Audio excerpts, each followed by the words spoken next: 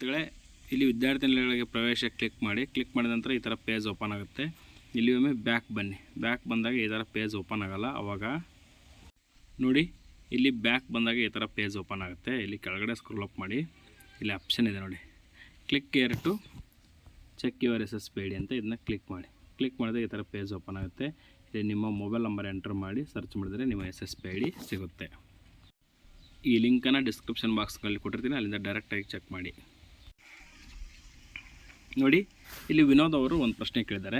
Social welfare ಡಿಪಾರ್ಟ್ಮೆಂಟಲ್ಲಿ ಬೇರೆ ಬೇರೆ ಹಾಸ್ಟೆಲ್ಗೆ priority ಕೊಡೋದು ಹೇಗೆ ಸರ್? ಆರ್ ಒನ್ ಹಾಸ್ಟೆಲ್ಗೆ ಮಾತ್ರ ಪ್ರಿಯಾರಿಟಿ ಇರೋದಾ? ಪ್ಲೀಸ್ ಹೇಳಿ ಸರ್. ಎಸ್ ಡಿಯರ್ ಸ್ಟೂಡೆಂಟ್, ಈ ವರ್ಷದಿಂದ ಕೇವಲ ಒಂದು ಹಾಸ್ಟೆಲ್ಗೆ ಮಾತ್ರ ಅರ್ಜಿ ಸಲ್ಲಿಸೋಕ್ಕೆ ಅವಕಾಶ ಕೊಟ್ಟಿದ್ದಾರೆ. ಯಾವುದೇ ರೀತಿ ಪ್ರಿಯಾರಿಟಿ ಅಲ್ಲ. ಯಾಕಂದರೆ ವಿದ್ಯಾರ್ಥಿಗಳು ಪರಿಶಿಷ್ಟ ಜಾತಿ ಮತ್ತು ಪರಿಶಿಷ್ಟ ಪಂಗಡ ಸೇರಿದರೆ 100% ಅವ್ರಿಗೆ ಹಾಸ್ಟೆಲ್ ಸೆಲೆಕ್ಷನ್ ಆಗುತ್ತೆ. ಆ ಉದ್ದೇಶಕ್ಕಾಗಿ ನೀವು ಬೇಕಾದ ಹಾಸ್ಟೆಲನ್ನು, ಒಂದೇ ಹಾಸ್ಟೆಲನ್ನು ಸೆಲೆಕ್ಟ್ ಮಾಡ್ಕೊಂಡು ಅಪ್ಲಿಕೇಶನ್ ಹಾಕಿ ನಿಮ್ಮದು ಸೆಲೆಕ್ಟ್ ಆಗುತ್ತೆ.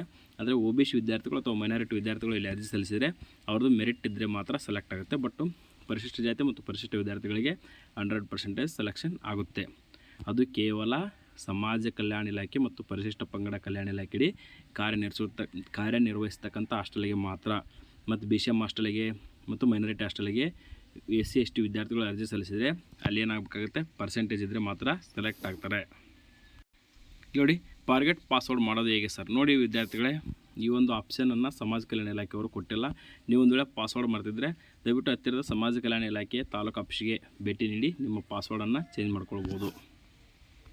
ಇಲ್ಲಿ ನೋಡಿ ಸರ್, ಹಾಸ್ಟೆಲ್ ಅಂದರೆ BCM ಸೆಲೆಕ್ಷನ್ ಲಿಸ್ಟ್ PUC ಇಲಾಖೆ ವತಿಯಿಂದ ಜುಲೈ 29 ಟುಡೇ ಇವತ್ತು ಪ್ರಕಟವಾಗುತ್ತೆ ಎಂಬುದಾಗಿ ತಿಳಿಸಿದ್ದಾರೆ. ಜಿಲ್ಲಾ ಇಲಾಖೆಯಲ್ಲಿ ತಡವಾಗಿ ಬಿಡಬಹುದು. ಮೊದಲ ಆಯ್ಕೆ ಪಟ್ಟಿಯಲ್ಲಿ ಹೆಸರಲ್ಲಿದ್ದರೆ ಎರಡನೇ ಆಯ್ಕೆ ಏನು ಮಾಡ್ತಾರೆ ನೋಡಿ. ಇಲ್ಲಿ ಏನು ಕೊಟ್ಟಿದ್ದಾರೆ, ಅವ್ರು ಪ್ರಶ್ನೆ ಏನು ಕೇಳಿದ್ದಾರೆ ಅನಿಲ್ ಅವರು.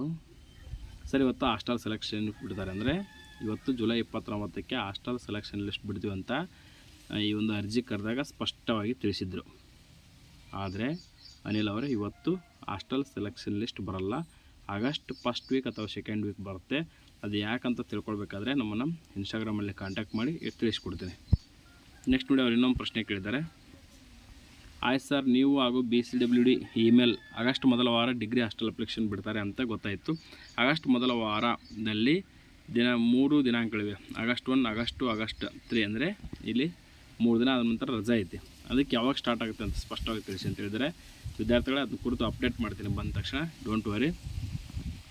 ನೀವೇನು ಹೆಚ್ಚಿನ ಪ್ರಶ್ನೆ ಏನಿದ್ರು ನಮ್ಮ ಕಾಮೆಂಟ್ ಮಾಡಿ ತಿಳಿಸಿ ಅಂತ ಹೇಳ್ತಾ thank you for watching this video.